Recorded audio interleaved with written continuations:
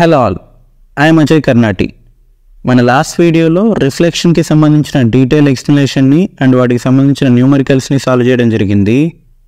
ఈ వీడియోలో మన నెక్స్ట్ టాపిక్ అయిన రిఫ్రాక్షన్ గురించి డీటెయిల్గా నేర్చుకుందాం. ఎప్పుడైనా నీళ్ళలో పెట్టిన వస్తువులు వంకరగా ఉండడం గమనించారా? లేకపోతే స్విమ్మింగ్ పూల్ పక్కన కూర్చున్నప్పుడు అది ఉన్న లోతు కంటే తక్కువగా ఉండడం గమనించారా?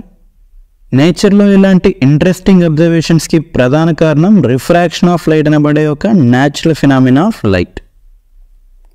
ఇప్పుడు మనం ఈ రిఫ్రాక్షన్ ఫినామినా గురించి డీటెయిల్గా నేర్చుకుందాం. అందులో ముందుగా ఈ రిఫ్రాక్షన్ అంటే ఏంటి?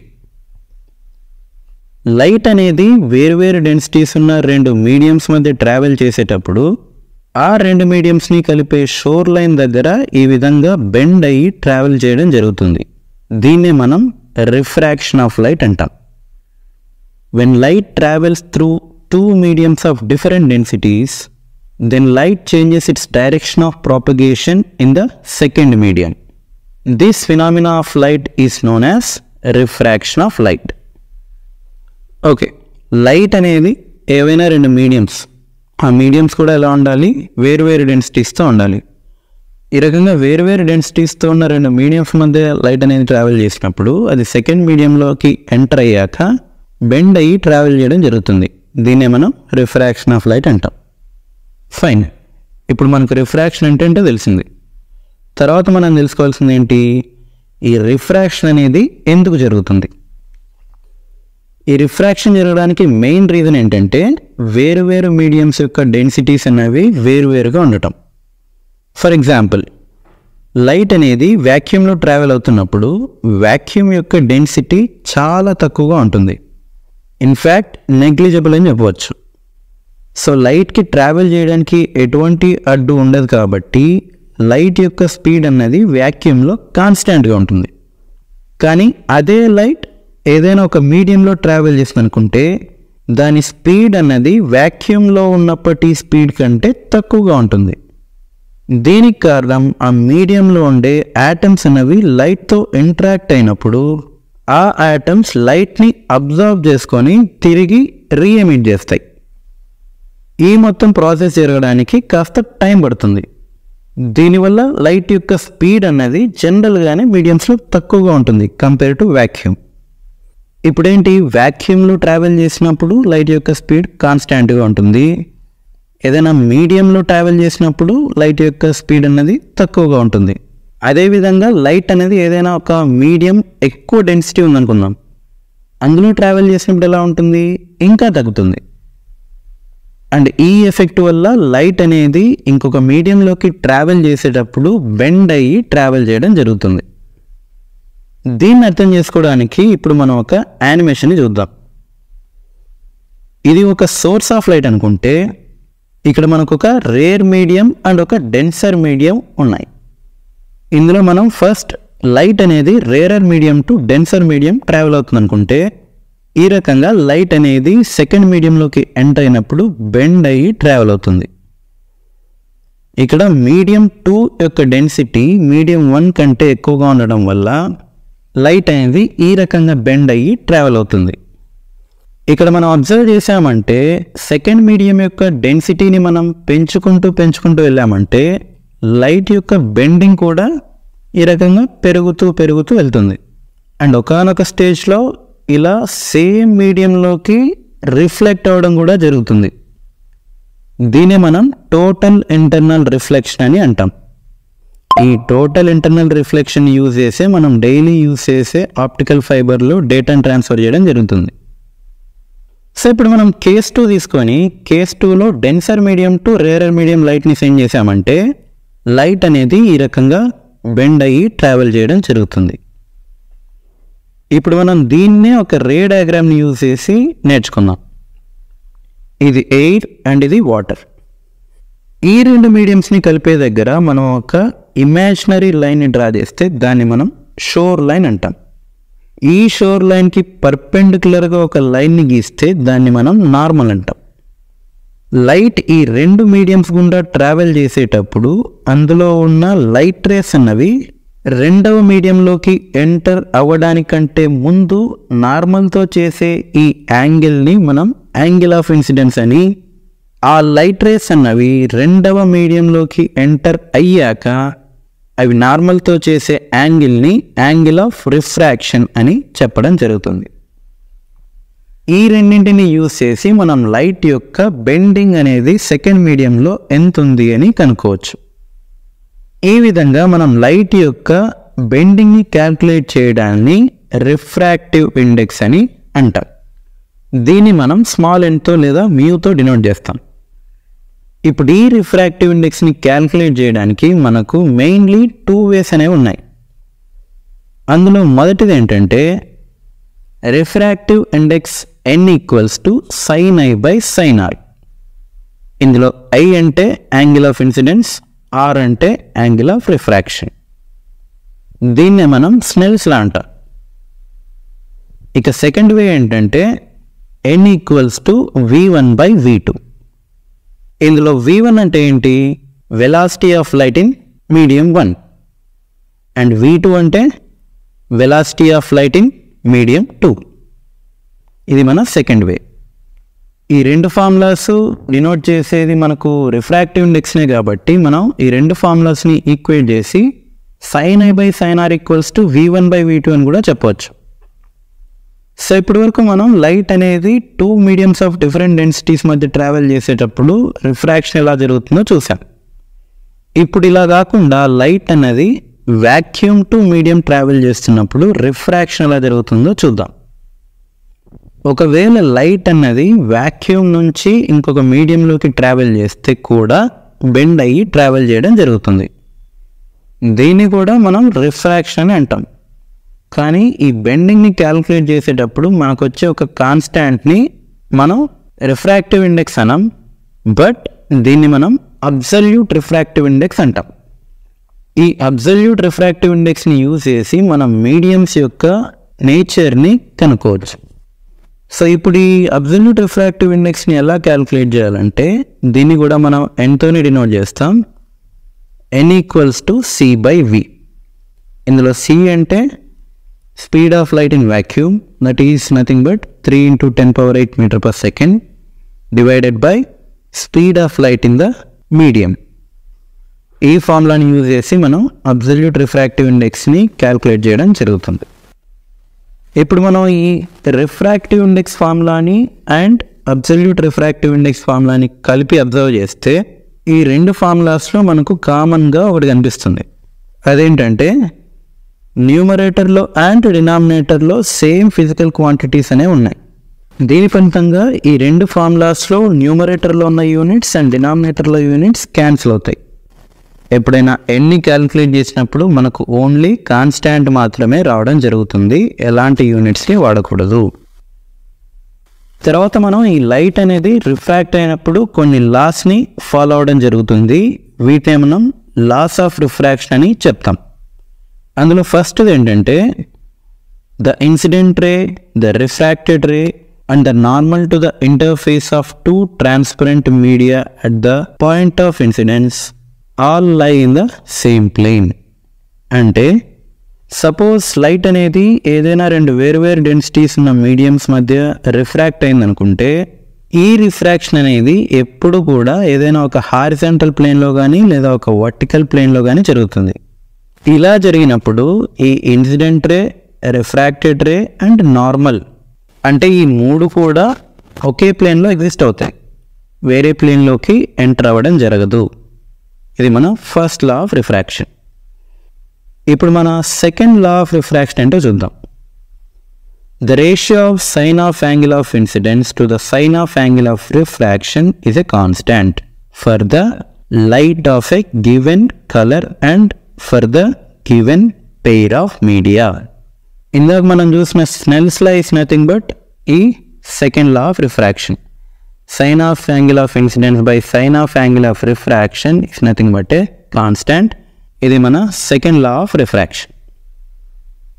దీని తర్వాత ఇప్పుడు మనం ఈ రిఫ్రాక్షన్ అండ్ రిఫ్రాక్టివ్ ఇండెక్స్ వల్ల డైలీ లైఫ్లో ఉండే అప్లికేషన్స్ని చూద్దాం.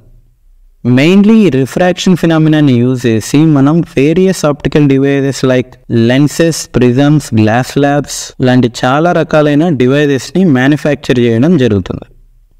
ఇవే కాక మన డిజిటల్ వరల్డ్లో మేజర్ రోల్ ప్లే చేస్తున్న ఇంటర్నెట్కి ప్రధాన కారణమైన ఆప్టికల్ ఫైబర్ కూడా ఈ రిఫ్రాక్షన్ ఫినామినాన్ని బేస్ చేసుకొని వర్క్ అవ్వడం జరుగుతుంది. ఇంకా మనం ఈ రిఫ్రాక్షన్ అండ్ రిఫ్రాక్టివ్ ఇండెక్స్ ఫినామినాన్ని యూజ్ చేసి వేరియస్ మెటీరియల్స్ యొక్క క్యారెక్టరిస్టిక్స్ని అండ్ వాటి ప్యూరిటీని కనుక్కోవడం జరుగుతుంది. సపోజ్ మన దగ్గర ఏదైనా ఒక డైమండ్ ఉందనుకుంటే ఆ డైమండ్ అన్నది ఒరిజినల్ కాదా, ఒకవేళ ఒరిజినల్ అయితే దాని వాల్యూ ఎంత అని తెలుసుకోవడానికి ఈ రిఫ్రాక్షన్ని యూజ్ చేస్తాం. ఈ రిఫ్రాక్టివ్ ఇండెక్స్ వాల్యూ ఎంత ఎక్కువ వస్తే డైమండ్ అనేది అంత ప్యూర్గా ఉన్నట్టు. ఇంకా మనకి ఏదైనా ఒక కెమికల్ ఇచ్చి దీన్ని పాడు చేయకుండా ఇందులో ఉన్న కాంపోజిషన్స్ని కనుక్కోండి అని అడిగారు అనుకోండి, ఈ రిఫ్రాక్షన్ ఫినామినాని యూజ్ చేసి మనం అందులో ఉన్న కెమికల్ కాంపోజిషన్స్ని డీటెయిల్గా కనుక్కోవచ్చు. ఈ రకంగా ఈ refraction of light phenomena daily లైఫ్లో చాలా రకాలైన సందర్భాల్లో మనకు ఉపయోగపడడం జరుగుతుంది. అండ్ ఇంతటితో మన refraction of light and refractive index అనే టాపిక్ అనేది ఫినిష్ అవ్వడం జరుగుతుంది. మన లాస్ట్ వీడియోలో మనం లైట్ యొక్క రిఫ్రాక్షన్ ఫినామినాన్ గురించి డీటెయిల్గా డిస్కస్ చేసుకోవడం జరిగింది. మరి ఈ వీడియోలో మనం ఈ రిఫ్రాక్షన్ ఆఫ్ లైట్ అనేది లెన్సెస్లో ఎలా జరుగుతుంది అనే విషయాన్ని గురించి నేర్చుకుందాం. అందులో ఫస్ట్ మనం తెలుసుకోవాల్సింది ఏంటంటే, what is a lens? A transparent material bound by two surfaces of which one or both surfaces are spherical. అంటే ఇక్కడ ఏం లేదు, దేన్ని మనం లెన్స్ అంటాం. ఇందులో మెయిన్గా టూ కండిషన్స్ అనేవి ఉన్నాయి. లెన్స్ అనేది ఏ మెటీరియల్తో అయినా మ్యానుఫ్యాక్చర్ అవ్వచ్చు, కానీ ఫైనల్గా మనకు వచ్చే అవుట్పుట్ ఏంటంటే ట్రాన్స్పరెంట్గా ఉండాలి. ఎ lens should be always transparent. ఇంకో కండిషన్ ఏంటి, ఆ లెన్స్ యొక్క రిఫ్రాక్టింగ్ సర్ఫేసెస్, అది ఒక సర్ఫేస్ అయినా ఉండొచ్చు లేదా రెండు అయినా ఉండొచ్చు. ఆ రెండు రిఫ్రాక్టింగ్ సర్ఫేసెస్ అన్నవి స్పెరికల్గా ఉండాలి. ఇవి మన two conditions to satisfy any material to call it as lens. తర్వాత మనకు ఈ లెన్స్లో మెయిన్గా టూ టైప్స్ ఆఫ్ లెన్సెస్ అనేవి ఉన్నాయి. అవేంటంటే, ఒకటి కాన్కేవ్ లెన్స్, రెండు కాన్వెక్స్ లెన్స్. ఈ కాన్కేవ్ లెన్స్ని మనం డైవర్జింగ్ లెన్స్ అని కూడా పిలవడం జరుగుతుంది. అలాగే మనం ఈ కాన్వెక్స్ లెన్స్ని కన్వర్జింగ్ లెన్స్ అని పిలవడం జరుగుతుంది. ఇప్పుడు మనం మేజర్గా ఈ టూ లెన్సెస్లో ఉన్న మెయిన్ డిఫరెన్సెస్ని చూస్తే, differences between a concave lens and a convex lens. అందులో first point, a lens that have two spherical surfaces bulging inwards. ఇందాక మనం చూసినట్టుగా లెన్స్ యొక్క టూ స్పెరికల్ సర్ఫేసెస్ అన్నవి లోపలికి బల్జ్ అయి ఉంటే దాన్ని మనం కాన్కేవ్ లెన్స్ అని అంటాం. దీనికి డెడ్ ఆపోజిట్గా మనకు a lens that have two spherical surfaces bulging outwards. ఒక లెన్స్ యొక్క టూ రిఫ్రాక్టింగ్ సర్ఫేసెస్ అన్నవి అవుట్ సైడ్ బల్జ్ అయితే దాన్ని కాన్వెక్స్ లెన్స్ అని చెప్పడం జరుగుతుంది. తర్వాత, it is thinner at the edges than at the middle. ఈ కాన్కేవ్ లెన్స్ని చూసుకుంటే మధ్యలో చాలా థిన్గా ఉంటుంది, బట్ ఎడ్జెస్లో థిక్గా ఉంటుంది. దీనికి డెడ్ ఆపోజిట్ కాన్వెక్స్ లెన్స్.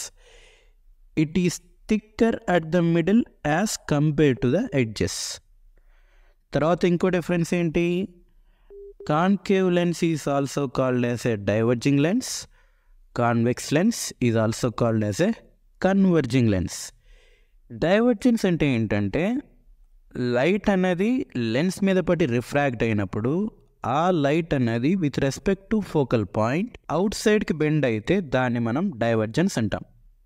అలాగే లైట్ అన్నది లెన్స్ మీద పడి with respect to focal point ఇన్సైడ్కి బెండ్ అయితే దాన్ని మనం కన్వర్జెన్స్ అంటాం. దీని తర్వాత మనం చూడబోయే నెక్స్ట్ టాపిక్ ఏంటంటే, terms related to spherical lenses. ఇక్కడ మనం చూసేది ఓన్లీ ఒక లెన్స్కే, బట్ సేమ్ టర్మ్స్ అనేవి ఇంకో లెన్స్ కూడా మనం అప్లికబుల్ చేసుకోవచ్చు. సో ఫస్ట్ మనకి ఇక్కడ లెన్స్ అనేది ఉంది, to be specific convex lens. ఇందులో 2 extreme points M and N, దీని మధ్యలో ఉండే గ్యాప్ని అలాంగ్ విత్ ద కర్వేచర్, దీన్ని మనం లీనియర్ అపర్చర్ అని చెప్పడం జరుగుతుంది. తర్వాత ఈ లెన్స్కి ఎగ్జాక్ట్గా మధ్యలో ఒక పాయింట్ అనేది ఉంటుంది, దీన్ని మనం ఆప్టికల్ సెంటర్ O అని చెప్తాం. యూజువల్గా మనం మిర్రర్స్లో అయితే దీన్ని మనం పోల్ P అని డినోట్ చేస్తాం, కానీ లెన్సెస్లో ఆప్టికల్ సెంటర్ Oతో డినోట్ చేస్తాం. తర్వాత ఇదొక స్పెరికల్ మెటీరియల్ కాబట్టి దీనికి సెంటర్ ఆఫ్ కర్వేచర్ అనేది ఉంటుంది. లైక్ మిర్రర్స్లో మనం అబ్జర్వ్ చేస్తే ఓన్లీ ఒక సెంటర్ ఆఫ్ కర్వేచర్ ఉంటుంది, బట్ ఇక్కడ చూస్తే మనకు 2 సెంటర్ ఆఫ్ కర్వేచర్స్ అనేవి ఉంటాయి. అందులో మనం centre of curvature C1, centre of curvature C2 అని డినోట్ చేయడం జరుగుతుంది. తర్వాత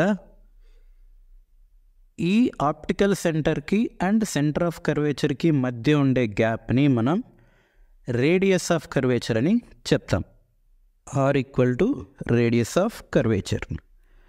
దెన్ ఈ ఆప్టికల్ సెంటర్ని సెంటర్ ఆఫ్ కర్వేచర్ని జాయిన్ చేస్తూ ఒక స్ట్రైట్ లైన్ని మనం డ్రా చేస్తే దాన్ని మనం ప్రిన్సిపల్ యాక్సిస్ అంటాం. సేమ్ లైక్ మిర్రర్లో కూడా మనం ఇదే చేసాం. తర్వాత మనం ఒక ఆబ్జెక్ట్ని తీసుకొని దాన్ని ABతో డినోట్ చేసామంటే AB equals to object.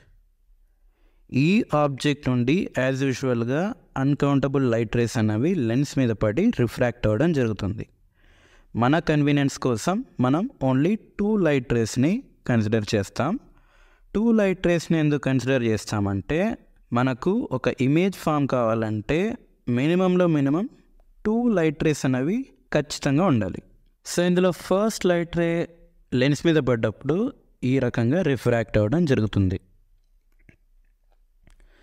And second light ray lens మీద పడ్డప్పుడు ఈ రకంగా రిఫ్రాక్ట్ అవుతుంది.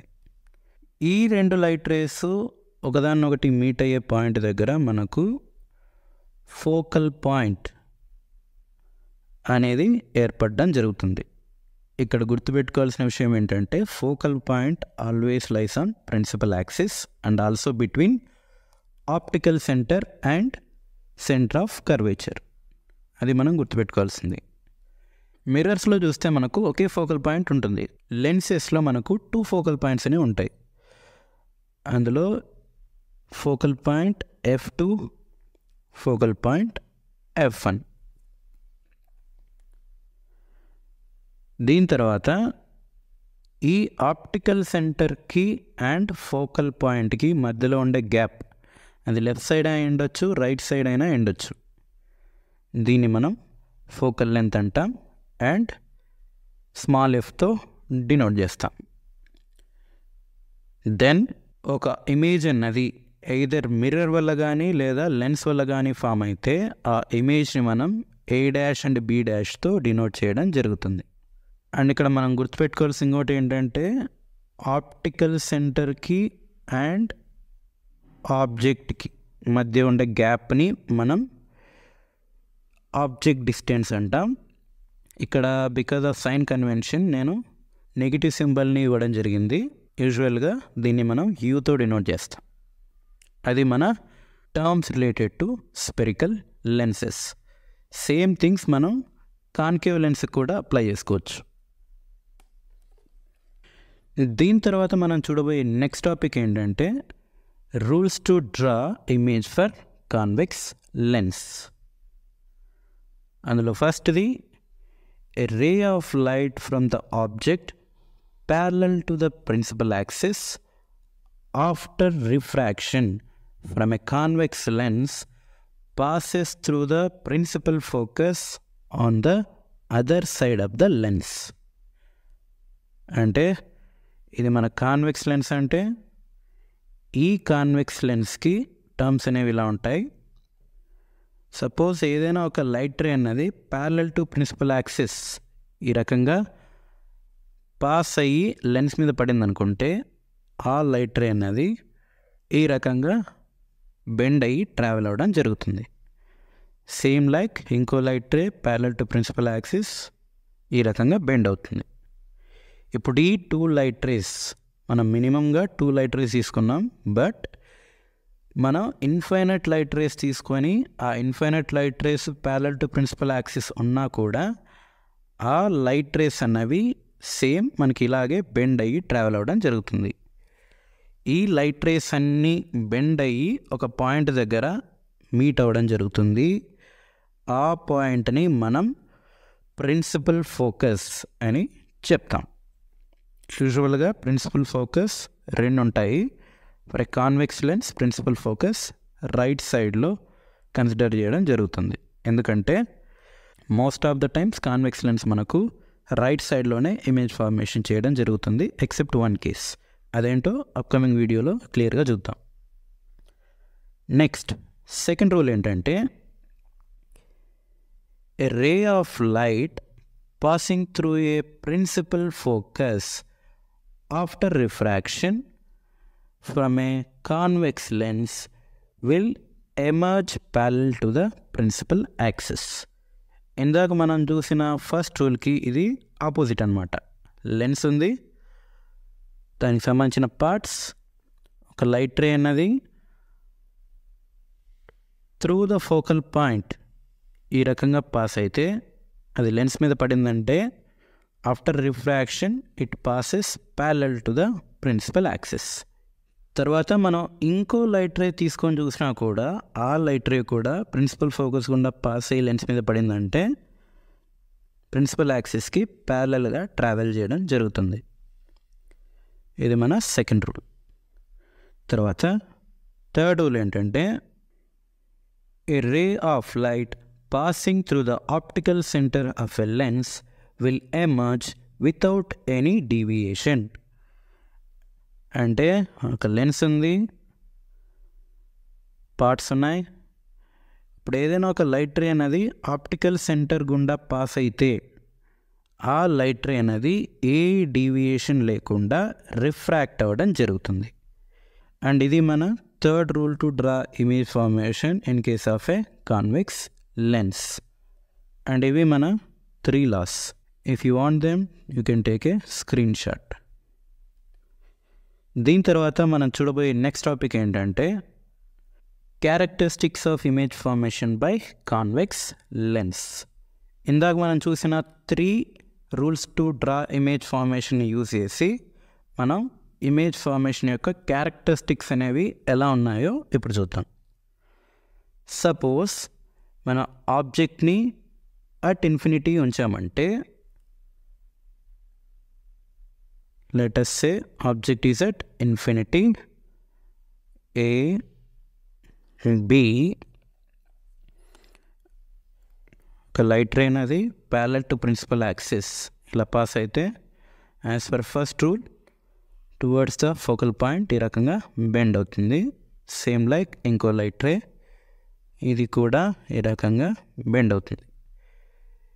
ఇక్కడ మనం అబ్జర్వ్ చేస్తే 2 లైట్ రేస్ అన్నవి ఒక పాయింట్ దగ్గర మీట్ అయ్యాయి. మనం యాజ్ యూజువల్గా 2 లైట్ రేస్ అన్నవి రిఫ్రాక్ట్ అయిన తర్వాత లేదా రిఫ్లెక్ట్ అయిన తర్వాత ఎక్కడ మీట్ అవుతాయో అక్కడ మనకు ఇమేజ్ అన్నది ఫామ్ అవ్వడం జరుగుతుంది.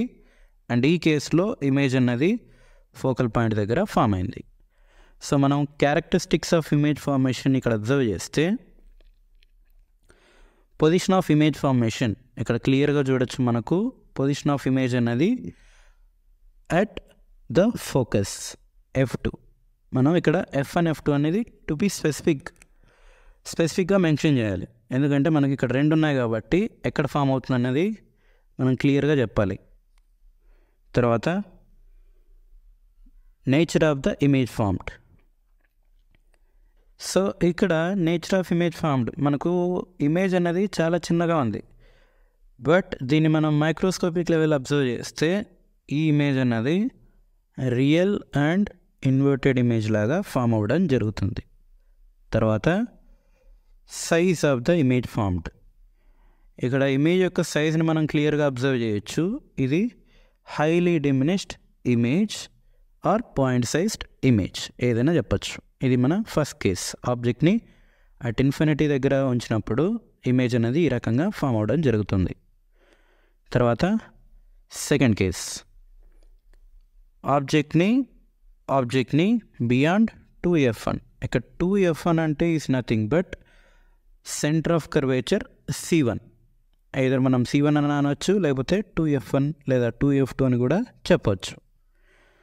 ఆబ్జెక్ట్ అనేది బియాండ్ C1 దగ్గర ఉంచాం. తర్వాత దీన్ని A అండ్ Bతో డినోట్ చేస్తే, first light ray parallel to principal axis passes through principal focus f2. Second light ray as per third rule passes through optical center without any deviation. ఇక్కడ 2 light rays అన్నవి ఈ point దగ్గర meet అవుతున్నాయి. So ఆ point దగ్గర మనకు image formation అనేది ఏర్పడుతుంది. తర్వాత దీన్ని మనం A డాష్ అండ్ B డాష్తో డినోట్ చేయడం జరుగుతుంది. అండ్ ఇక్కడ మనం అబ్జర్వ్ చేస్తే పొజిషన్ ఆఫ్ ఇమేజ్ ఫార్మ్డ్ వచ్చేసి between f2 and centre of curvature లేదా 2f2. తర్వాత nature of image form observe చేస్తే ఇది క్లియర్గా చూడొచ్చు, real image and inverted image. ఇక్కడ గుర్తుపెట్టుకోవాల్సిన ఇంపార్టెంట్ థింగ్ ఏంటంటే, మిర్రర్లో మనకు రైట్ హ్యాండ్ సైడ్లో వర్చువల్ ప్లేన్ ఉంటుంది. లెన్సెస్లో అబ్జర్వ్ చేస్తే రైట్ హ్యాండ్ సైడ్లో రియల్ ప్లేన్ అనేది ఉంటుంది.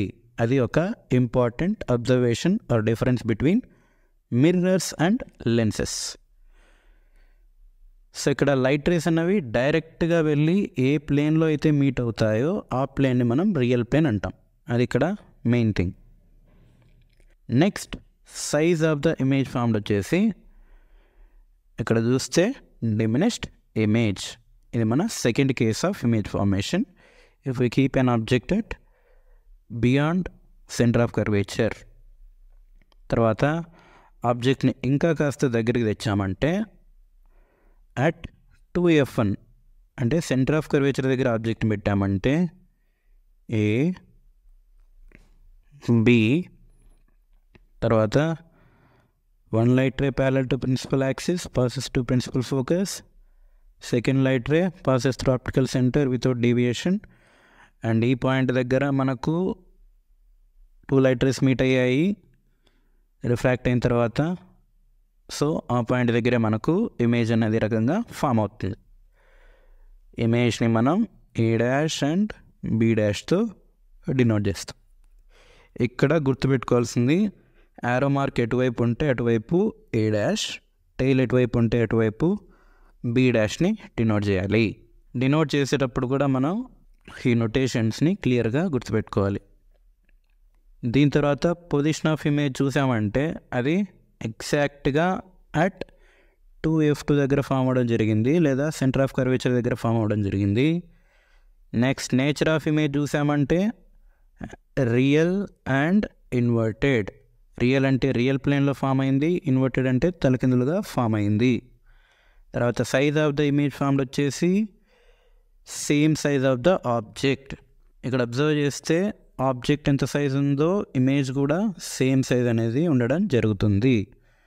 So image is same size of the object. Next ఈ ఆబ్జెక్ట్ని ఇంకా దగ్గరికి తెచ్చామంటే position of the object between focal point and centre of curvature. ఇప్పుడు ఇమేజ్ అనేది ఎలా ఫామ్ అవుతుంది? ఆబ్జెక్ట్ A B ఒక light ray passes to focus. Second light ray as usual 2 light race అనేవి ఈ పాయింట్ దగ్గర మీట్ అయ్యాయి. సో ఇమేజ్ కూడా మనకు ఇక్కడే ఫామ్ అవుతుంది. దీని తర్వాత A డాష్ B డాష్తో డినోట్ చేస్తాం. ఇక్కడ అబ్జర్వ్ చేస్తే position of the image formed వచ్చేసి మనకు బియాండ్ 2f2 అంటే సెంటర్ ఆఫ్ కర్వేచర్కి అవతల అనేది ఇమేజ్ ఫార్మేషన్ జరుగుతుంది. Next nature of image formed వచ్చేసి యాజ్ యూజువల్గా రియల్ అండ్ ఇన్వర్టెడ్. తర్వాత size of the image formation వచ్చేసి ఎన్లార్జ్డ్ ఇమేజ్, అంటే compare to object image size అనేది పెద్దగా ఫామ్ అవ్వడం జరుగుతుంది. ఇది మనం ఆబ్జెక్ట్ని సెంటర్ ఆఫ్ కర్వేచర్కి ఫోకల్ పాయింట్కి మధ్యలో పెడితే ఇమేజ్ ఫార్మేషన్ అనేది ఈ రకంగా జరుగుతుంది. తర్వాత మనం ఈ ఆబ్జెక్ట్ని ఇంకా దగ్గరికి తెచ్చామంటే అట్ ఫోకస్ F1 ఇక్కడ పెట్టామంటే object A, B, first light ray passes to focus, second light ray ఈ రకంగా రిఫ్రాక్ట్ అవ్వడం జరుగుతుంది. దీని తర్వాత ఇక్కడ మనం అబ్జర్వ్ చేస్తే ఈ రే డయాగ్రామ్లో ఇంకా మనం అబ్జర్వ్ చేస్తే ఈ లైట్ రేస్ అన్నవి మనకు ఇక్కడ మీట్ అవ్వలేదు, బట్ క్లియర్గా అబ్జర్వ్ చేస్తే ఈ 2 లైట్ రేస్ అన్నవి ఆల్మోస్ట్ ప్యారల్గా ఉన్నాయి, బట్ ప్యారల్ లైన్స్ అయితే కాదు. ఏదో ఒక సందర్భంలో ఈ 2 లైట్ రేస్ అనేవి ఒక పాయింట్ దగ్గర మీట్ అవ్వడం జరుగుతుంది. ఆ పాయింట్ దగ్గర మనకు ఇమేజ్ అన్నది ఏర్పడడం జరుగుతుంది. సో మనం ఇక్కడ ఏం చేస్తామంటే పొజిషన్ ఆఫ్ ఇమేజ్ ఫార్మ్డ్ వచ్చేసి అట్ ఇన్ఫినిటీ అని చెప్తాం, ఎందుకంటే అది ఎక్కడో ఫామ్ అవుతుంది కాబట్టి మనకు తెలియదు ఇక్కడ. సో ఏదో ఒక పాయింట్ దగ్గర కాబట్టి ఆ పాయింట్ని మనం ఇన్ఫినిటీ అనుకుంటాం. తర్వాత నేచర్ ఆఫ్ ద ఇమేజ్ వచ్చేసరికి రియల్ అండ్ ఇన్వర్టెడ్, ఎందుకంటే ఈ 2 లైట్ రేస్ అనేవి డైరెక్ట్గా రిఫ్రాక్ట్ అయ్యి మీట్ అవ్వడం జరిగింది కాబట్టి రియల్ ప్లేన్లో అది రియల్ ఇమేజ్. అండ్ ఇన్వర్టెడ్ ఎందుకంటే రియల్ ఇమేజ్కి always a combination is inverted image. తర్వాత size of the image is highly enlarged, ఎందుకంటే ఈ 2 లైట్ రేస్ అనేవి ఏదో ఒక పాయింట్ దగ్గర అటు ఇన్ఫినిటీ దగ్గర మీట్ అయినప్పుడు ఆ ఇమేజ్ యొక్క సైజ్ అన్నది చాలా పెద్దగా ఉండడం జరుగుతుంది. సో ఇది మన ఆబ్జెక్ట్ని ఫోకల్ పాయింట్ దగ్గర ఉంచినప్పుడు ఇమేజ్ ఫార్మేషన్ ఈ రకంగా ఉంటుంది. తర్వాత ఈ ఆబ్జెక్ట్ని ఇంకా దగ్గరికి తెచ్చి between optical centre and focal point దగ్గర పెట్టామంటే A, B, first light ray bending towards principal focus, second light ray ఈ రకంగా పోతుంది. ఇప్పుడు ఇక్కడ అబ్జర్వ్ చేసామంటే ఈ 2 లైట్ రేస్ అనేవి మీట్ అవ్వడం ఎక్కడా జరగదు. ఒక లైట్ రే ఈ డైరెక్షన్లో వెళ్తుంది, ఇంకో లైట్ రే ఈ డైరెక్షన్లో వెళ్తుంది. సో ఆబ్వియస్గా ఇవి ఎక్కడా మీట్ అవ్వవు. సో మనం ఏం చేస్తామంటే ఈ 2 లైట్ రేస్ని వర్చువల్ ప్లేన్లో ఇలా ఎక్స్టెండ్ చేస్తాం. అలా ఎక్స్టెండ్ చేసినప్పుడు ఏమవుతుంది, ఈ 2 లైట్ రేస్ అనేవి ఏదో ఒక పాయింట్ దగ్గర, సపోజ్ ఈ పాయింట్ దగ్గర మీట్ అయ్యి అనుకుంటే మనకు ఇమేజ్ అనేది ఇక్కడ ఇలా ఫామ్ అవ్వడం జరుగుతుంది. అండ్ ఈ ఇమేజ్ని మనం A', B' అని డినోట్ చేస్తాం. ఈ విధంగా మనం ఆబ్జెక్ట్ని between focal point and optical సెంటర్కి మధ్యలో ఉంచినప్పుడు ఇమేజ్ ఫార్మేషన్ అనేది ఈ రకంగా ఫామ్ అవ్వడం జరుగుతుంది. తర్వాత ఈ పొజిషన్ ఆఫ్ ఇమేజ్ మనం చూస్తే on the same side of the lens as object, మనం ఆబ్జెక్ట్ని ఎటు సైడ్ అయితే ఉంచామో అటు సైడ్ కూడా ఇమేజ్ అనేది ఫామ్ అవ్వడం జరుగుతుంది. తర్వాత నేచర్ ఆఫ్ ద ఇమేజ్ ఫామ్లో వచ్చేసి virtual and erect.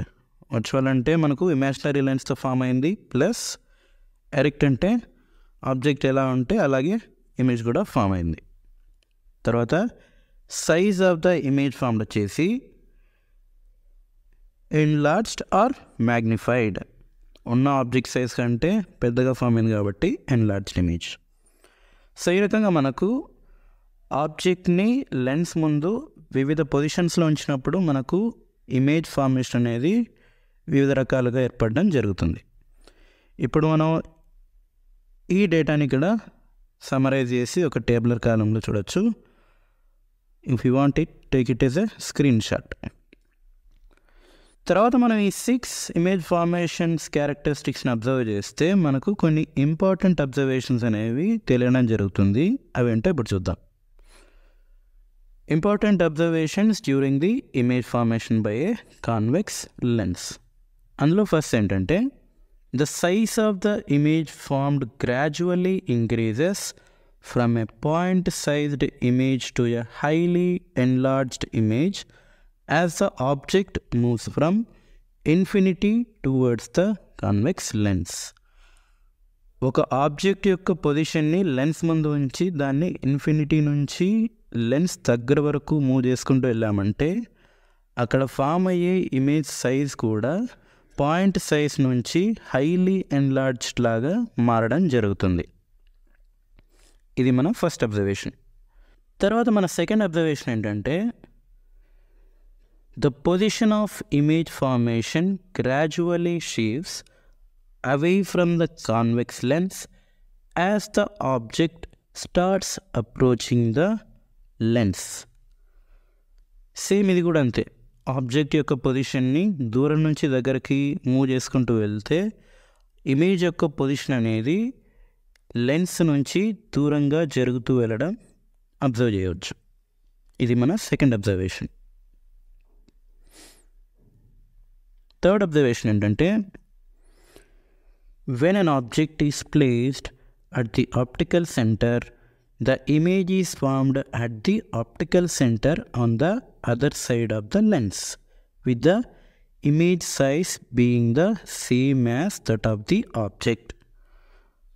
ఆబ్జెక్ట్ని optical centre O దగ్గర ఉంచామంటే ఇమేజ్ కూడా ఓ దగ్గరే ఇంకో సైడ్ ఫామ్ అవ్వడం జరుగుతుంది.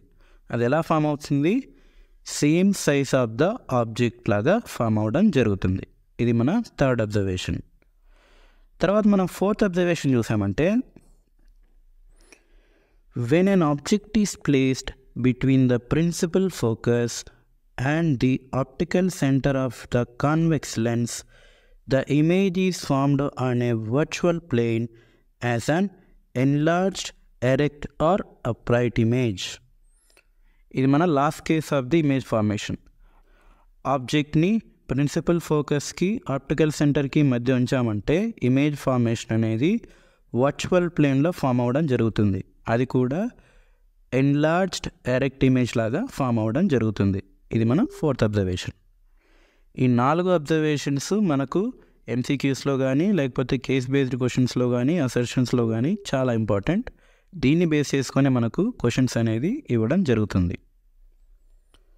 ఇప్పుడు మనం ఈ కాన్వెక్స్ మిర్రర్ యొక్క క్యారెక్టరిస్టిక్స్ ఆఫ్ ఇమేజ్ ఫార్మేషన్ని మన డైలీ లైఫ్లో ఏ ఏ సందర్భాల్లో యూజ్ చేస్తామో ఇప్పుడు క్లియర్గా నేర్చుకుందాం. Uses of convex lens. అందులో ఫస్ట్ది ఏంటంటే it is used to correct far sightedness, to be specific hypermetropia, for manufacturing the eye glasses. అది మన first use or first application of convex lens. Eye glasses మ్యానుఫ్యాక్చరింగ్లో టు బి స్పెసిఫిక్ హైపర్మెట్రోపియాకి సంబంధించిన కరెక్షన్లో మనం ఈ కాన్వెక్స్ లెన్స్ని యూజ్ చేయడం జరుగుతుంది. నెక్స్ట్ యూజ్ ఏంటంటే it is used for microscopes, magnifying glasses and telescopes to subject all the light to A specific object. మనం మైక్రోస్కోప్స్లో కానీ లేదా మ్యాగ్నిఫైయింగ్ గ్లాసెస్లో కానీ లేదా టెలిస్కోప్లో కానీ ఒక ఆబ్జెక్ట్ని ఫోకస్ చేయాలంటే, స్పెసిఫిక్గా చెప్పాలంటే ఒక ఆబ్జెక్ట్ మీద పడే లైట్ని క్లియర్గా చూడడానికి ఈ కాన్వెక్స్ లెన్స్ని యూస్ చేయడం జరుగుతుంది. క్లియర్గా చెప్పాలంటే ఒక ఆబ్జెక్ట్లో ఉండే మైనర్ పార్టికల్స్ని అబ్జర్వ్ చేయడానికి కాన్వెక్స్ లెన్స్ని యూస్ చేయడం జరుగుతుంది. తర్వాత it is used in camera lenses because they focus light for a clear picture. కెమెరాలో యూజ్ చేసే టెలిస్కోపిక్ లెన్స్లో మనం ఈ కాన్వెక్స్ లెన్స్ని యూజ్ చేయడం జరుగుతుంది. ఎందుకంటే దూరంగా ఉన్న ఆబ్జెక్ట్ని క్లియర్గా ఫోకస్ చేయడానికి మనం ఈ కాన్వెక్స్ లెన్స్ని యూజ్ చేస్తాం. తర్వాత it is used in front of the I to bend the incoming light sharply so the focal point shortens and the light focuses properly on the retina. అంటే ఇందులో ఏం లేదు, మనకు హ్యూమన్ ఐలో ఉండే ఐ లెన్స్ కూడా మనకు కాన్వెక్స్ లెన్స్ లాగే ఉంటుంది. బట్ ఒకే డిఫరెన్స్ ఏంటంటే మనం డైలీ లైఫ్లో యూజ్ చేసే కాన్వెక్స్ లెన్స్ ఏదైతే ఉందో దాన్ని మనం గ్లాస్తో కానీ ఫైబర్తో కానీ మ్యానుఫ్యాక్చర్ చేయడం జరుగుతుంది.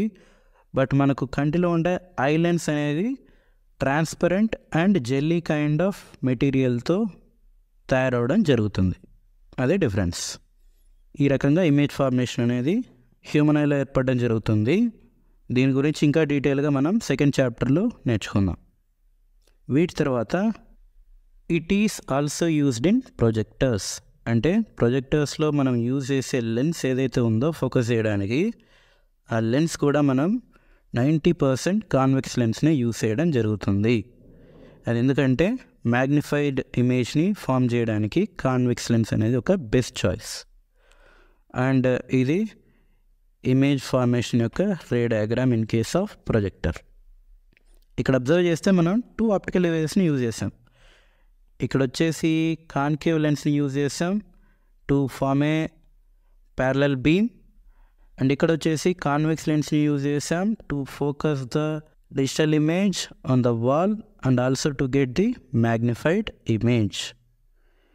ఈ రకంగా మనకు కాన్వెక్స్ లెన్స్ వల్ల డైలీ లైఫ్లో చాలా రకాలైన యూజెస్ అనేవి లేదా అప్లికేషన్స్ అనేవి ఉన్నాయన్నమాట. అండ్ దీంతో మన కాన్వెక్స్ లెన్స్కి సంబంధించిన డీటెయిల్ డిస్కషన్ అనేది ఫినిష్ అవుతుంది. మన లాస్ట్ వీడియోలో మనం కాన్వెక్స్ లెన్స్ గురించి డీటెయిల్గా నేర్చుకోవడం జరిగింది. మరి ఈ వీడియోలో మనం కాన్కేవ్ లెన్స్ గురించి డీటెయిల్గా నేర్చుకుందాం. అందులో మనం ఇక్కడ చూసామంటే మన ఫస్ట్ టాపిక్ వచ్చేసి terms related to concave lens. Let us say ఇది మన కాన్కేవ్ లెన్స్ అనుకుంటే, ఆ లెన్స్ యొక్క 2 ఎక్స్ట్రీమ్ ఎడ్జెస్ వాటిని మనం ఎం అండ్ ఎన్తో డినోట్ చేస్తాం. అండ్ ఇప్పుడు ఈ ఎం అండ్ ఎన్కి మధ్యలో ఉండే గ్యాప్ని అలాంగ్ విత్ కర్వ్డ్ సర్ఫేస్ చూసామంటే దాన్ని మనం లీనియర్ అపర్చర్ అని చెప్పడం జరుగుతుంది. తర్వాత ఈ లెన్స్కి మధ్యలో ఒక పాయింట్ మనం డినోట్ చేసామంటే దాన్ని మనం ఆప్టికల్ సెంటర్ అని అంటాం. సేమ్ లైక్ మనకు కాన్వెక్స్ లెన్స్లో ఉన్నట్టుగానే కాన్కేవ్ లెన్స్లో కూడా ఒక ఆప్టికల్ సెంటర్ అనేది ఎగ్జాక్ట్గా సెంటర్లో ఉండడం జరుగుతుంది. నెక్స్ట్, ఇది ఒక స్పెరికల్ లెన్స్ కాబట్టి మనకు సెంటర్ ఆఫ్ కర్వేచర్ అనేది ఉండడం జరుగుతుంది. Since it is a lens, మనకు 2 సెంటర్ ఆఫ్ కర్వేచర్స్ అనేవి ఉంటాయి. అందులో ఇక్కడ చూసామంటే centre of curvature C1, centre of curvature C2. ఇప్పుడు ఈ సెంటర్ ఆఫ్ కర్వేచర్కి అండ్ ఆప్టికల్ సెంటర్కి మధ్య ఉండే గ్యాప్ ఏదైతే ఉందో దాన్ని మనం రేడియస్ ఆఫ్ కర్వేచర్ అంటాం. So R equals to radius of curvature. దీని తర్వాత ఈ సెంటర్ ఆఫ్ కర్వేచర్ని అండ్ ఆప్టికల్ సెంటర్ని కలుపుతూ ఒక ఇమాజినరీ లైన్ని డ్రా చేసామంటే దాన్ని మనం ప్రిన్సిపల్ యాక్సిస్ అని అంటాం.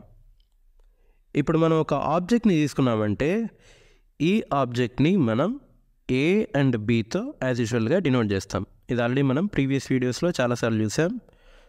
AB equals to object. ఇప్పుడు ఈ లెన్స్కి అండ్ ఆబ్జెక్ట్కి మధ్య ఉండే గ్యాప్ ఏదైతే ఉందో దాన్ని మనం ఆబ్జెక్ట్ డిస్టెన్స్ అంటాం. అండ్ దీన్ని మనం యూతో డినోట్ చేస్తాం. So you equals to object distance. ఇక్కడ మనం చూసామంటే ఒక ఇమేజ్ ఫామ్ కావాలంటే మనకు ఆల్రెడీ తెలుసు మినిమం 2 లైట్ రేస్ అనేవి కావాల్సి ఉంటుంది. అందులో ఫస్ట్ లైట్ వచ్చేసి రకంగా పాస్ అయ్యి మిర్రర్ మీద పడ్డప్పుడు ఈ రకంగా రిఫ్రాక్ట్ అవ్వడం జరుగుతుంది. అండ్ సెకండ్ లైట్ రే కూడా ఈ రకంగా లెన్స్ మీద పడ్డప్పుడు ఈ రకంగా రిఫ్రాక్ట్ అవుతుంది. ఇక్కడ మనం అబ్జర్వ్ చేస్తే ఈ 2 లైట్ రేస్ అన్నవి లెన్స్ మీద పడి రిఫ్రాక్ట్ అయినప్పుడు ఆ రిఫ్రాక్టెడ్ లైట్ రేస్ అనేవి ఎక్కడ మీట్ అవ్వడం జరగదు. సో వీటిని మనం ఏం చేస్తామంటే back side of the lens ఈ రకంగా ఎక్స్టెండ్ చేసామంటే ఆ లైట్ రేస్ అనేవి వర్చువల్ ప్లేన్లో ఒక పాయింట్ దగ్గర మీట్ అవుతాయి. దాన్ని మనం ప్రిన్సిపల్ ఫోకస్ లేదా ఫోకల్ పాయింట్ అని చెప్పడం జరుగుతుంది. ఇది మనకు లెన్స్ కాబట్టి రైట్ సైడ్లో కూడా ఒక ఫోకల్ పాయింట్ లేదా ప్రిన్సిపల్ ఫోకస్ అనేది ఉండడం జరుగుతుంది. ఇప్పుడు ఈ లెన్స్కి ఆప్టికల్ సెంటర్కి అండ్ ఫోకల్ పాయింట్కి మధ్యలో ఉండే గ్యాప్ని మనం ఫోకల్ లెంత్ అంటాం. F equal to focal length. ఇక్కడ గుర్తుపెట్టుకోవాల్సింది ఏంటంటే ఫోకల్ పాయింట్ని క్యాపిటల్ ఎఫ్తో డినోట్ చేయాలి, ఫోకల్ లెంత్ని స్మాల్ ఎఫ్తో డినోట్ చేయాలి. నెక్స్ట్ ఈ డయాగ్రామ్లో ఇమేజ్ అనేది పాయింట్ సైజ్లో ఫామ్ అయింది కాబట్టి మనకు ఇమేజ్ అనేది కనిపించదు. బట్ మనకు ఆల్రెడీ తెలుసు ఇమేజ్ని మనం A' అండ్ B' డినోట్ చేస్తాం. అండ్ ఇవి మన terms related to concave lens. And దీని తర్వాత మనం ఈ కాన్కేవ్ లెన్స్ని యూజ్ చేసి లైట్ అనేది ఏ రకంగా రిఫ్రాక్ట్ అవుతుంది, అలా రిఫ్రాక్ట్ అయినప్పుడు అది ఎలాంటి రూల్స్ని ఫాలో అవుతుందో క్లియర్గా చూద్దాం. Rules to draw image for concave lens. అందులో ఫస్ట్ది ఏంటంటే a ray of light from the object parallel to the principal axis after refraction from a concave lens diverges with respect to the principal focus on the other side of the lens. అంటే suppose ఇది మన concave lens అనుకుంటే and ఇది object, ఒక ray of light అనేది parallel to principal axis and falls on concave lens అనుకుంటే lens మీద పడ్డ తర్వాత ఇది ఈ రకంగా డైవర్జ్ అవ్వడం జరుగుతుంది. ఇలానే ఎందుకు డైవర్జ్ అవుతుందంటే ఆ డైవర్జెన్స్ అనేది with respect to focal point అనేది ఉండడం జరుగుతుంది. సో డైవర్జెన్స్ అనేది ఈ రకంగా జరుగుతుంది కాన్కేవ్ లెన్స్లో. ఇది మన first rule. Next second rule. A ray of light appearing to meet at the principal focus of a concave lens after refraction will emerge parallel to the principal axis. అంటే ఒక ray of light అనేది ఈ రకంగా appearing to meet at the principal focus, ఆ లైట్ని మనం virtual ప్లేన్లో extend చేసామంటే అది ప్రిన్సిపల్ ఫోకస్ గుండా పోతూ ఉండాలి. ఈ రకంగా లైట్ అనేది లెన్స్ మీద పడ్డప్పుడు అది ఈ రకంగా parallel to the principal axis refract అవ్వడం జరుగుతుంది. ఇది మన second rule to draw image formation using concave lens. Next మన థర్డ్ రూల్ వచ్చేస్తే a ray of light passing through the optical centre of a concave lens will emerge without any deviation. అంటే ఈ rule ప్రకారం ఏంటంటే మనకు ఒక concave lens ఉందనుకుంటే ఈ concave lens గుండా ఏదైనా ఒక లైట్ రే అనేది త్రూ ఇట్స్ ఆప్టికల్ సెంటర్ గుండా ఈ రకంగా పాస్ అయిందంటే ఆ లైట్ రే అనేది వితౌట్ ఎనీ డీవియేషన్ రిఫ్రాక్ట్ అవ్వడం జరుగుతుంది. అది మన థర్డ్ రూల్.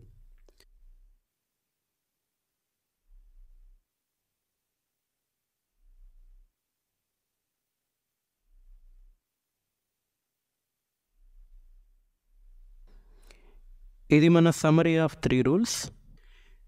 దీని తర్వాత ఇప్పుడు మనం చూసే నెక్స్ట్ టాపిక్ ఏంటంటే ఈ రూల్స్ని యూజ్ చేసి కాన్కేవ్ లెన్స్ అనేది ఇమేజ్ ఫార్మేషన్ని ఎలా చేస్తుంది. అది మన next topic. Characteristics of image formation by concave lens. అందులో మన first position of the object వచ్చేసి at infinity. Let us take an object at infinity. Object A బీతో డినోట్ చేస్తాం.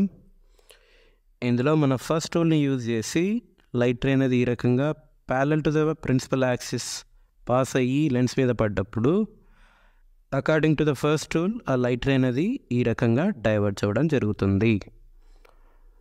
And one more light ray diverges. ఈ 2 light race అనేవి ఏవైతే ఉన్నాయో ఆ 2 లైట్ రేస్ అనేవి రియల్ ప్లేన్లో కలవడం జరగదు కాబట్టి ఆ 2 లైట్ రేస్ని మనం వర్చువల్ ప్లేన్లో ఈ రకంగా ఎక్స్టెండ్ చేసామంటే ఆ 2 లైట్ రేస్ అనేవి ప్రిన్సిపల్ ఫోకస్ దగ్గర ఈ రకంగా మీట్ అవ్వడం జరుగుతుంది. అండ్ ఈ పాయింట్ దగ్గర మనకు ఇమేజ్ ఫార్మేషన్ అనేది ఏర్పడడం జరుగుతుంది. ఇక్కడ మనం అబ్జర్వ్ చేసామంటే మిర్రర్స్లో రైట్ సైడ్ని మనం వర్చువల్ ప్లేన్ అంటాం, బట్ లెన్సెస్లో రైట్ సైడ్ని మనం రియల్ ప్లేన్ అంటాం. అది ఇంపార్టెంట్ అబ్జర్వేషన్, గుర్తుపెట్టుకోవాల్సిన విషయం. అండ్ లెఫ్ట్ సైడ్ని వర్చువల్ ప్లేన్ అంటాం. సో ఇక్కడ అబ్జర్వ్ చేస్తే మనం లైట్ రేస్ అనేవి వర్చువల్ ప్లేన్లో కలవడం చూడొచ్చు. సో ఇప్పుడు మనం ఈ ఇమేజ్ యొక్క క్యారెక్టరిస్టిక్స్ని అబ్జర్వ్ చేసామంటే position of the image formation.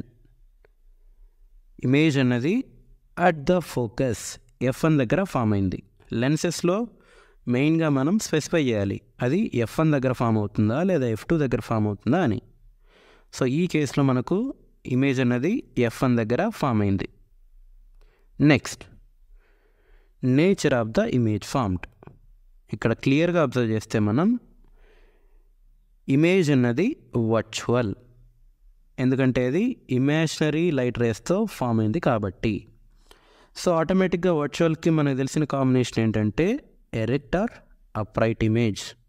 ఇది మన nature of the image formed.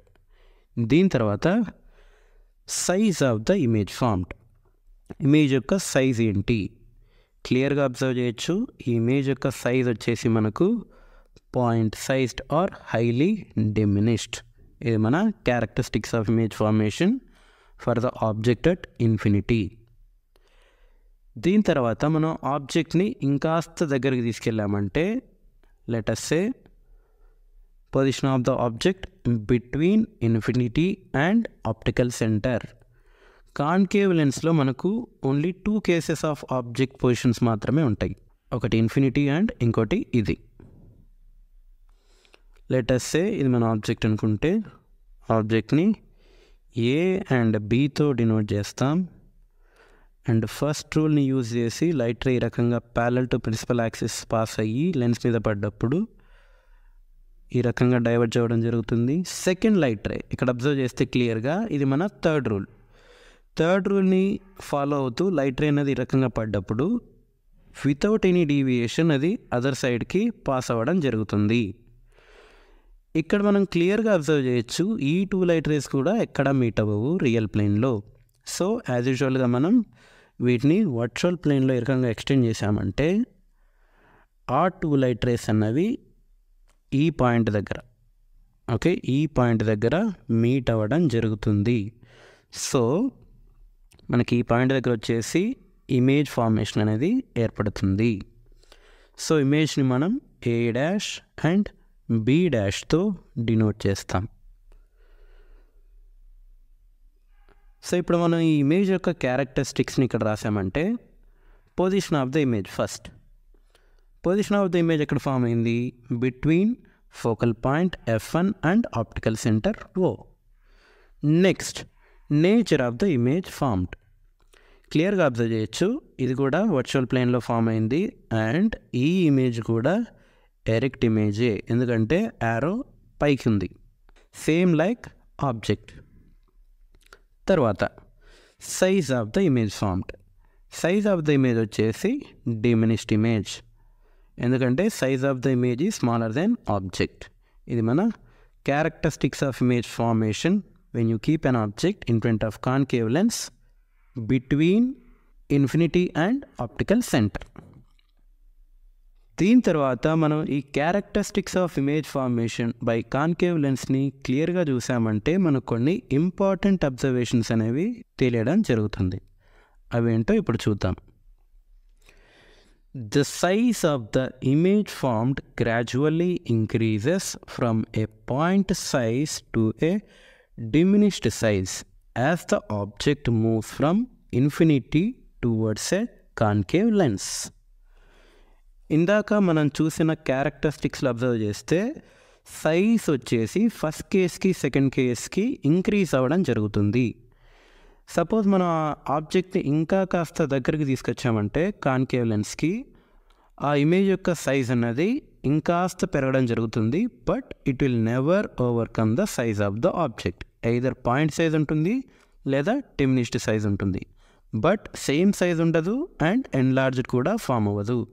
అది ఒక important observation in case of concave lens. Next observation వచ్చేసి the position of the image gradually shifts towards the concave lens as the object approaches it. అంటే object మనం concave లెన్స్కి దగ్గరగా తీసుకెళ్లే కొద్దీ image యొక్క పొజిషన్ అనేది కూడా లెన్స్కి దగ్గరగా మూవడం జరుగుతుంది.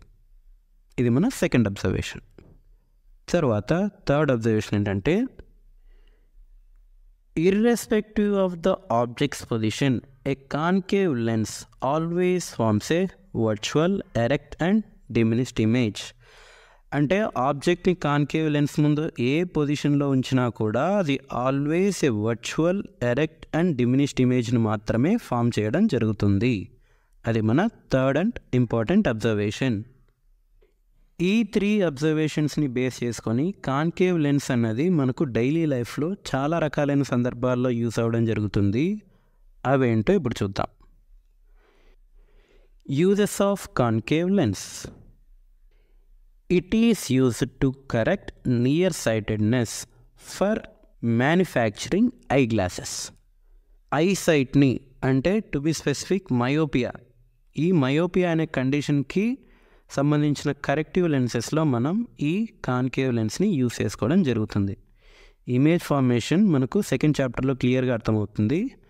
బట్ అట్ ప్రజెంట్ కాన్కేవ్ లెన్స్ని మనం మయోపియాకి సంబంధించిన లెన్సెస్ని మ్యానుఫ్యాక్చర్ చేయడంలో యూస్ చేయడం జరుగుతుంది.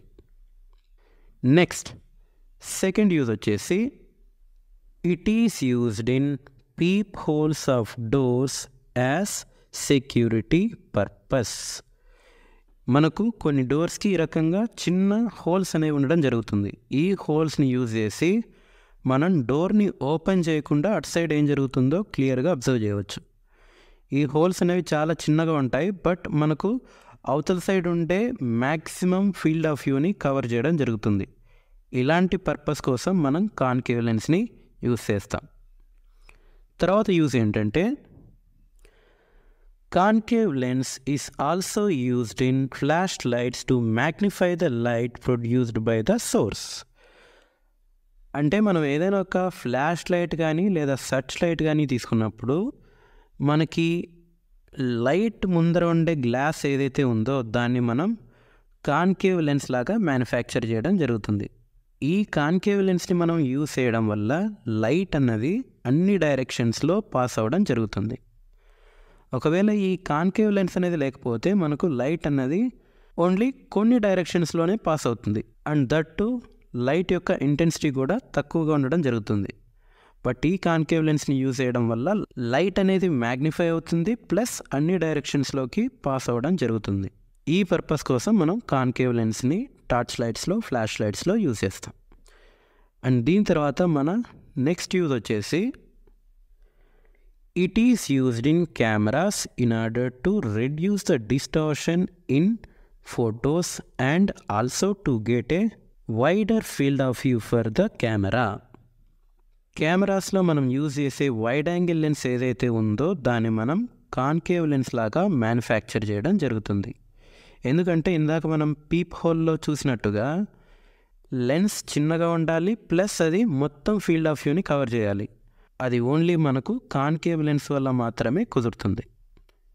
ఎందుకంటే ఇది లైట్ని డైవర్ట్ చేయడం జరుగుతుంది కాబట్టి మ్యాక్సిమం డైరెక్షన్స్లో వచ్చే లైట్ని ఇది రిఫ్రాక్ట్ చేసి కెమెరాలోకి పంపడం జరుగుతుంది. దీనికోసం అని చెప్పేసి మనం కాన్కేవ్ లెన్స్ని కెమెరా లెన్స్లో వైడ్ యాంగిల్ లెన్స్గా యూజ్ చేస్తాం. అండ్ ఇవి uses of concave lens. And దీంతో మన కాన్కేవ్ లెన్స్కి సంబంధించిన డీటెయిల్ డిస్కషన్ అనేది ఫినిష్ అవుతుంది. మన లాస్ట్ వీడియోలో మనం కాన్కేవ్ లెన్స్ని గురించి డీటెయిల్గా నేర్చుకోవడం జరిగింది. మరి ఈ వీడియోలో మనం మన నెక్స్ట్ టాపిక్ అయిన sign convention for refraction by spherical lenses అనే టాపిక్ గురించి డీటెయిల్గా నేర్చుకుందాం. ఫస్ట్ మన ఈ సైన్ కన్వెన్షన్ అనే టాపిక్ని మనం ఆల్రెడీ స్పెరికల్ మిర్రర్స్ని డిస్కస్ చేసుకున్నప్పుడు నేర్చుకున్నాం. బట్ ఇక్కడ వచ్చేసి మనం లెన్సెస్ గురించి డిస్కస్ చేసుకుంటున్నాం. సో ఓన్లీ కొన్ని మోడిఫికేషన్స్తో మాత్రమే ఈ సైన్ కన్వెన్షన్ అనేది మనం లెన్సెస్కి కూడా యూస్ చేయవచ్చు. అదేంటో ఇప్పుడు చూద్దాం.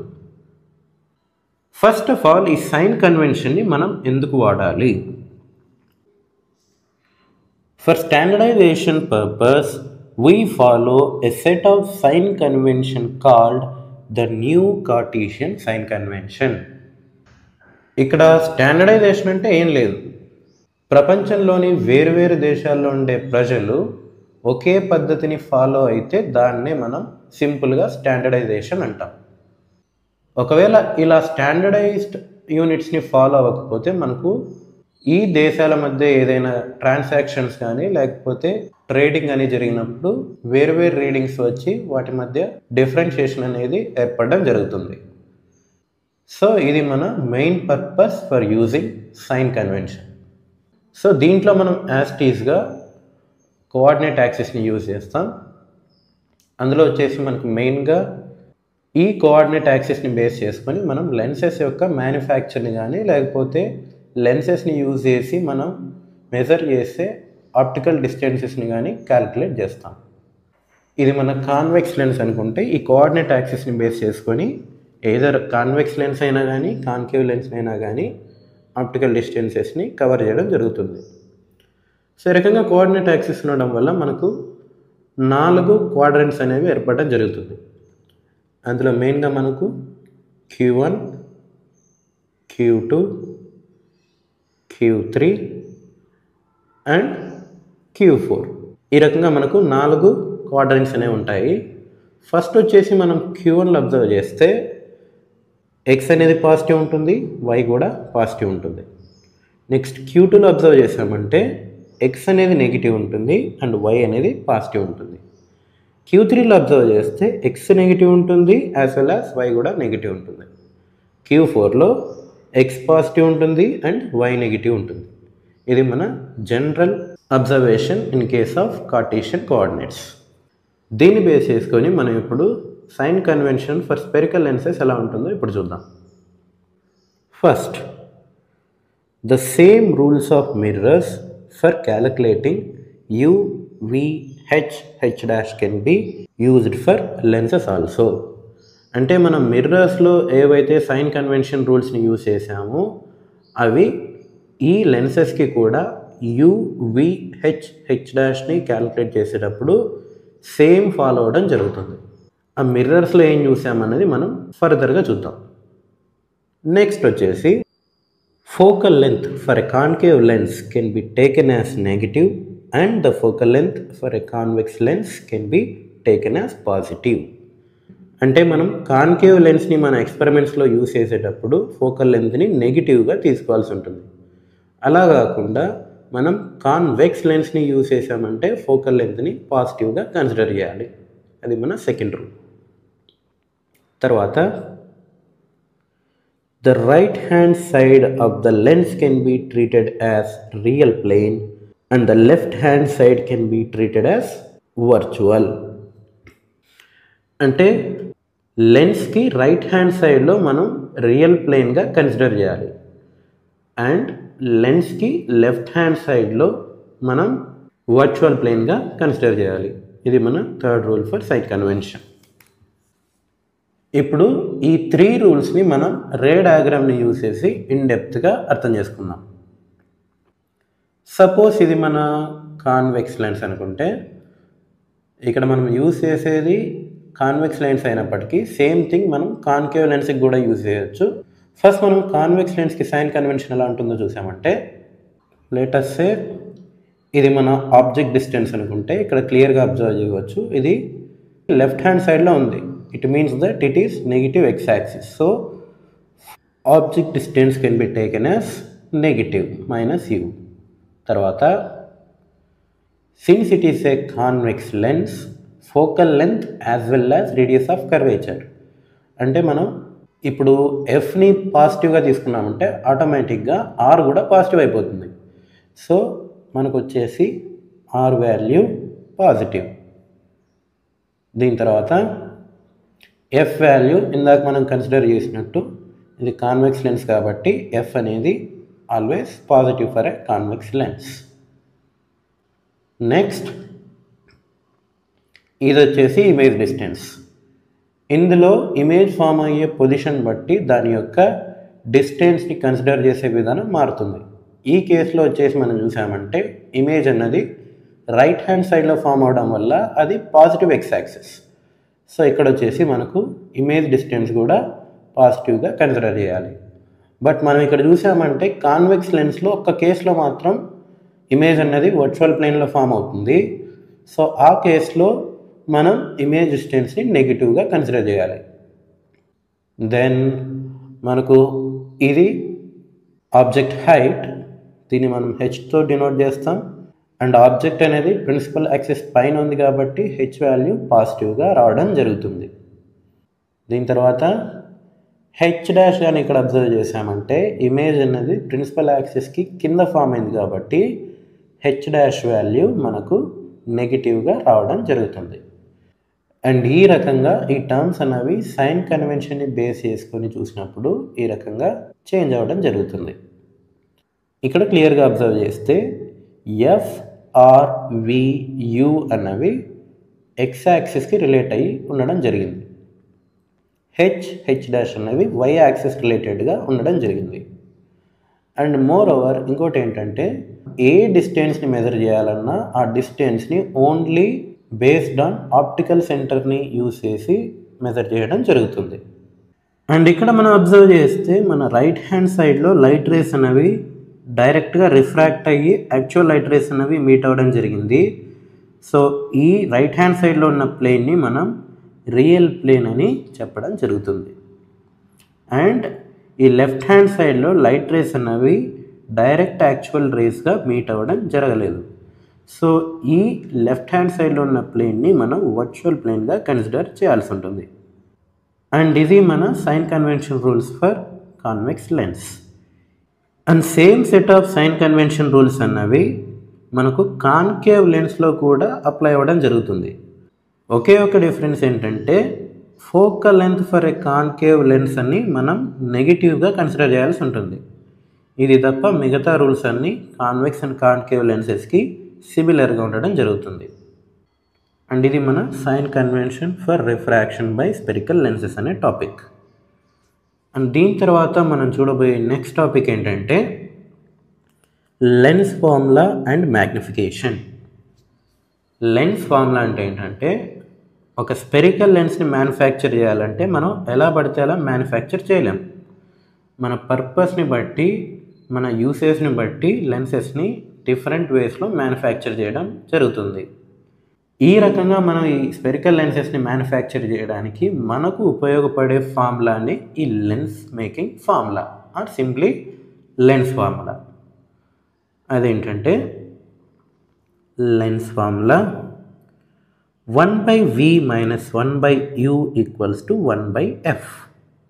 సేమ్ ఫార్ములా మనం మిర్రర్స్లో చూస్తే ఇక్కడ మధ్యలో ప్లస్ని తీసుకోవడం జరుగుతుంది. బట్ లెన్సెస్లో మనకు మైనస్ అనేది రావడం జరుగుతుంది. ఇందులో కనుక మనం చూసామంటే wear u is distance of object from the lens, v is distance of image from the lens, and f is focal length of the lens. ఇవి ఈ ఫార్ములాలో మనం యూజ్ చేసే టర్మ్స్. ఈ ఫార్ములాని మనం ఎక్కడ వాడాలి? This formula is valid in all situations for all spherical lenses in all positions of the object. లెన్సెస్ని వాడే ఏ సందర్భంలో అయినా ఆబ్జెక్ట్ని లెన్స్ ముందర ఎంత డిస్టెన్స్లో ఉంచినా మనం ఈ ఫార్ములాని యూజ్ చేయవచ్చు. అండ్ ఈ ఫార్ములాని యూజ్ చేసేటప్పుడు మనం గుర్తుపెట్టుకోవాల్సింది ఏంటంటే we must use the new Cartesian sign convention while substituting numerical values for u, v, f and r in the lens formula for solving problems. మనం చేయాల్సింది ఏంటంటే సైన్ కన్వెన్షన్ రూల్స్ని యూజ్ చేసి వాల్యూస్ని ఫార్ములాలో సబ్స్టిట్యూట్ చేయాలి. ఇది చాలా important when you are using lens making formula. And దీని తర్వాత మనం చూడబోయే నెక్స్ట్ టాపిక్ మ్యాగ్నిఫికేషన్. మ్యాగ్నిఫికేషన్ అనేది ఇమేజ్ యొక్క సైజ్ని రెఫర్ చేస్తుంది. అది ఎలాగో ఇప్పుడు చూద్దాం. టు క్యాలిక్యులేట్ ద మ్యాగ్నిఫికేషన్ మనకు ఒక ఫార్ములా అనేది ఉంది. అదేంటంటే height of the image divided by height of the object. It is the ratio between heights of image and object. And దీనే మనం నొటేషన్స్లో చూసామంటే m = h2/h1. దీన్నే మనం h'/h అని కూడా చెప్పడం జరుగుతుంది. అండ్ ఇందులో m is nothing but magnification, h2 is nothing but height of the image and h1 is nothing but height of the object. And ఇక్కడ మనకు దీనికి ఇంకో ఫార్ములా అనేది ఉంది. అదేంటంటే magnification m equals to h dash by h, which is nothing but v by u. h dash by h is nothing but h2 by h1, and ఇది అనేది మనకు v బై యూకి ఈక్వల్గా ఉంటుంది. v అంటే ఇమేజ్ డిస్టెన్స్, u అంటే object distance. Maximum మనకి క్వశ్చన్స్లో image యొక్క నేచర్ని, పొజిషన్ని కనుక్కోమని చెప్పడం జరుగుతుంది. అలాంటప్పుడు మనం లెన్స్ ఫార్ములాని యూజ్ చేసి ఇమేజ్ యొక్క పొజిషన్ని కనుక్కుంటాం. బట్ ఇమేజ్ యొక్క నేచర్ని కనుక్కోవాలంటే మనం ఈ మ్యాగ్నిఫికేషన్ హెల్ప్ని తీసుకోవాలి. అది ఎలాగో ఇప్పుడు చూద్దాం. లెట్ అస్ సే ఇప్పుడు మనకు వచ్చేసి m వాల్యూ అనేది 0కి 1కి మధ్యలో ఉందనుకుందాం. అలాంటప్పుడు ఇమేజ్ యొక్క నేచర్ ఎలా ఉంటుందంటే ఇమేజ్ అనేది డిమినిష్డ్, ఇమేజ్ అనేది ఆబ్జెక్ట్ సైజ్ కంటే చిన్నగా ఫామ్ అవ్వడం జరుగుతుంది. అలా కాకుండా m వాల్యూ అనేది ఈక్వల్ టు 1 ఉందనుకుంటే, ఈ ఈక్వల్ టు 1 ఉన్నప్పుడు మనకు ఇమేజ్ సైజ్ అన్నది సేమ్ సైజ్. తర్వాత m వాల్యూ మోర్ దాన్ 1 ఉందనుకుంటే మనకు ఇమేజ్ అన్నది ఎన్లార్జ్డ్, ఆబ్జెక్ట్ ఉన్న సైజ్ కంటే ఇమేజ్ అన్నది పెద్దగా ఫామ్ అవ్వడం జరుగుతుంది. అండ్ దెన్ ఒకవేళ m వాల్యూ పాజిటివ్ వచ్చిందనుకుందాం, అంటే గ్రేటర్ దెన్ 0 వచ్చిందనుకుంటే ఆ ఇమేజ్ యొక్క నేచర్ అన్నది ఆల్వేస్ వర్చువల్ అండ్ ఎరెక్ట్. ఇలా కాకుండా మనకు m వాల్యూ అనేది నెగిటివ్ వచ్చిందనుకుందాం. ఇలా నెగిటివ్ వస్తే మనకు ఇమేజ్ యొక్క నేచర్ అనేది రియల్ అండ్ ఇన్వర్టెడ్. ఈ రకంగా మనం మ్యాగ్నిఫికేషన్ సహాయంతో ఇమేజ్ యొక్క నేచర్ని తెలుసుకోవడం జరుగుతుంది. ఇంకోసారి గుర్తుపెట్టుకోండి, ఇమేజ్ యొక్క పొజిషన్ని లెన్స్ ఫార్ములా యూజ్ చేసి కనుక్కోవచ్చు, అండ్ ఇమేజ్ యొక్క నేచర్ని మ్యాగ్నిఫికేషన్ యూజ్ చేసి కనుక్కోవచ్చు. అండ్ దీంతో మన లెన్స్ ఫార్ములా అండ్ మ్యాగ్నిఫికేషన్ అనే టాపిక్ అనేది ఫినిష్ అవుతుంది. అండ్ ఫైనల్గా మనం మన లైట్ చాప్టర్లోని ఫైనల్ కాన్సెప్ట్కి చేరుకున్నాం. అదేంటంటే పవర్ ఆఫ్ ఎ లెన్స్. అసలు ఈ పవర్ ఆఫ్ ఎ లెన్స్ అంటే ఏంటి? It is an ability of a lens to converge or diverge the light. అంటే లైట్ అన్నది ఒక లెన్స్ గుండా పాస్ అయ్యేటప్పుడు ఆ లెన్స్ యొక్క బెండింగ్ ఎబిలిటీ ఎంతైతే ఉందో దాన్నే మనం పవర్ ఆఫ్ ఎ లెన్స్ అంటాం. టెక్నికల్గా చెప్పాలంటే ఆ లెన్స్ అనేది లైట్ని ఎంతవరకు కన్వర్జ్ లేదా డైవర్జ్ చేయగలదు, ఆ సామర్థ్యాన్నే మనం పవర్ ఆఫ్ ఎ లెన్స్ అని చెప్పడం జరుగుతుంది. అండ్ దీన్ని ఇంకా కొద్దిగా డీప్గా అండర్స్టాండ్ చేసుకోవడానికి ఇప్పుడు మనం ఒక సిమ్యులేషన్ని చూద్దాం. ఇక్కడ చూసామంటే మనకు ఒక పెంగ్విన్ ఉంది, కాన్వెక్స్ లెన్స్ ఉంది అండ్ ఒక స్క్రీన్ ఉంది. ఈ సిమ్యులేషన్ని చేసేటప్పుడు మనం అబ్జర్వ్ చేయాల్సిన రెండు ముఖ్యమైన పాయింట్స్ ఏంటంటే, ఒకటి ఫోకల్ లెంత్, ఇంకోటి బెండింగ్. ఫస్ట్ ఇక్కడ ఫోకల్ లెంత్ మినిమంగా ఉంది, ఇలాంటప్పుడు మనకు బెండింగ్ అన్నది ఎక్కువగా ఉంది. ఇప్పుడు మనం ఈ ఫోకల్ లెంత్ని పెంచుకుంటూ వెళ్దాం, సో దట్ మనకు లైట్ యొక్క బెండింగ్ అనేది ఎలా మారుతుంది అనే విషయం మనకు తెలుస్తుంది. సో ఇక్కడ ఇలా పెంచుకుంటూ వెళ్ళామంటే మనకు ఫైనల్గా బెండింగ్ అన్నది కూడా తగ్గుతూ తగ్గుతూ ఈ రకంగా మారుతుంది. మీన్స్ దట్ ఫోకల్ లెంత్ పెరిగే కొద్దీ లెన్స్ యొక్క బెండింగ్ ఎబిలిటీ తగ్గుతుంది. ఓకే, ఇది ఒక కేస్. సో ఇలా కాకుండా మనం రివర్స్లో చేసామంటే, అంటే ఫోకల్ లెంత్ని తగ్గించుకుంటూ వచ్చామంటే మనకి ఈ రకంగా బెండింగ్ ఎబిలిటీ అన్నది పెరుగుతుంది. మీన్స్ దట్ మనము ఫోకల్ లెంత్ని పెంచితే బెండింగ్ ఎబిలిటీ తగ్గింది, బెండింగ్ ఎబిలిటీని తగ్గించామంటే ఫోకల్ లెంత్ పెరగాలి. సో ఇది మన కాన్వెక్స్ లెన్స్ కేసు. సో ఇప్పుడు ఇదే సిమ్యులేషన్ మనం కాన్కేవ్ లెన్స్తో చూద్దాం, అక్కడ కూడా ఎలా ఉంటుందో అబ్జర్వ్ చేద్దాం. Same like that focal length అన్నది మినిమంలో పెట్టాం, తర్వాత బెండింగ్ అనేది ఇలా ఉంది. బెండింగ్ అంటే అది కన్వర్జ్ అయినా కావచ్చు, డైవర్జ్ అయినా కావచ్చు. బెండింగ్ అన్నప్పుడు రెండు వస్తాయి, కాన్వెక్స్ లెన్స్లో కన్వర్జ్ అవుతుంది, కాన్కేవ్ లెన్స్లో డైవర్జ్ అవుతుంది. ఇక్కడ చూసామంటే ఈ ఫోకల్ లెంత్ని పెంచుకుంటూ వెళ్ళామంటే ఇక్కడ మనకు డైవర్జెన్స్ అన్నది తగ్గుతూ వెళ్తుంది ఈ రకంగా. సిమిలర్లీ ఫోకల్ లెంత్ని తగ్గించుకుంటూ వచ్చామంటే డైవర్జెన్స్ అన్నది లేదా బెండింగ్ అన్నది పెరుగుతుంది. ఇక్కడ క్లియర్గా అబ్జర్వ్ చేయవచ్చు. సో ఈ సిమ్యులేషన్ బట్టి మనం ఏం చెప్పచ్చు అంటే ఫోకల్ లెంత్ అన్నది బెండింగ్ ఎబిలిటీకి ఇన్వర్స్లీ ప్రపోర్షనల్గా ఉంటుంది. Bending ability is nothing but power of a lens. So we can say that power of a lens P equals to 1/f.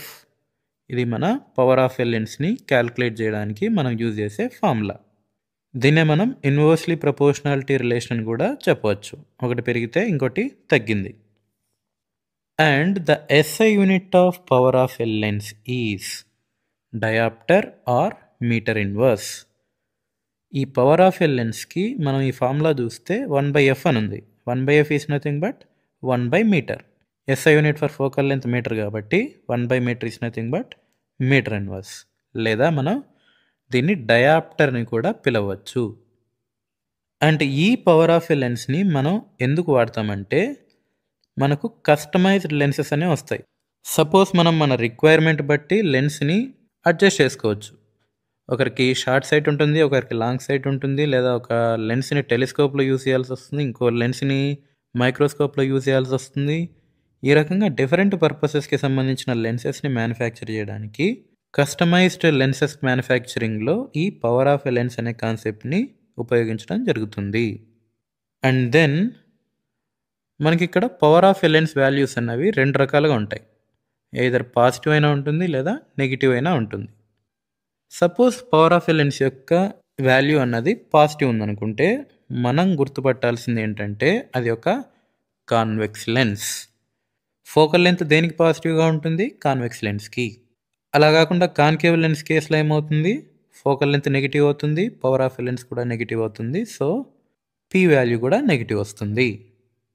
కొన్నిసార్లు ఏమవుతుందంటే న్యూమరికల్స్లో మనకు ఏ టైప్ ఆఫ్ లెన్స్ అని ఇవ్వరు, మనకు జస్ట్ వాల్యూ ఇస్తారు. P equals to +1D, 0.5D లేదా -3D. ఈ రకంగా మనకు వాల్యూ ఇచ్చేస్తారు, లెన్స్ని మెన్షన్ చేయరు. ఇలాంటి సందర్భాల్లో మనం పవర్ ఆఫ్ ఎ లెన్స్ని ఆ వాల్యూ యొక్క సైన్ని యూజ్ చేసి గుర్తుపట్టాల్సి ఉంటుంది. అండ్ దీంతో మనం పవర్ ఆఫ్ ఎ లెన్స్ అనే కాన్సెప్ట్ అన్నది ఫినిష్ అవుతుంది.